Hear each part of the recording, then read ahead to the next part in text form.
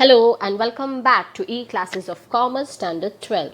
Today we are going to continue with our next topic, that is nature of principles of management. In our last video we have studied about the concept of principles of management. Before having a detailed study about the nature of principles of management, we'll have an overall look.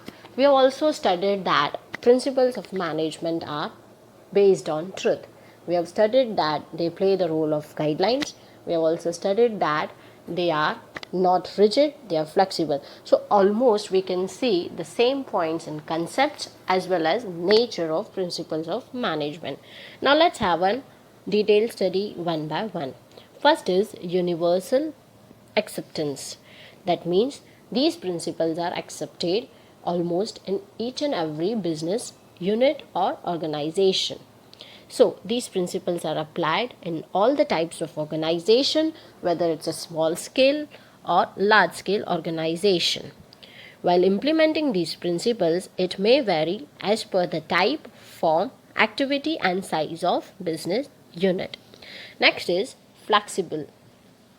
Flexible means where there is a scope for a manager to change these principles when they find that particular principle does not matches to the situation. Manager can change the principle. So principle of management can be modified by the manager as per the demand of situation. Hence principles of management are not rigid, they are flexible. Third is general guidelines.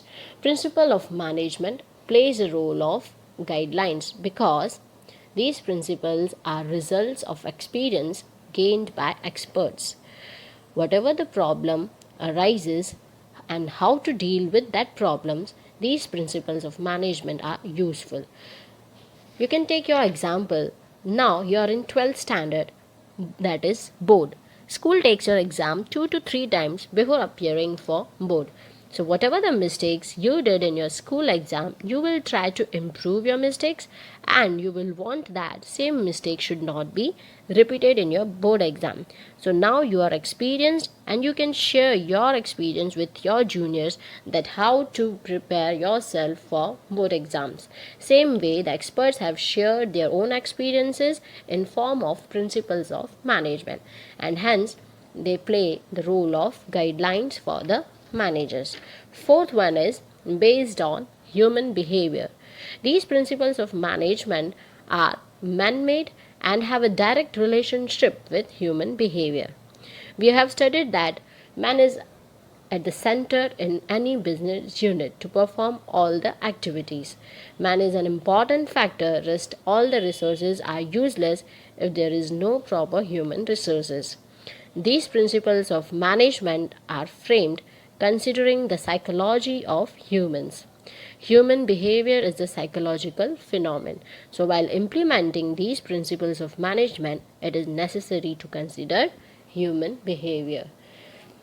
Fifth and the last is contingency.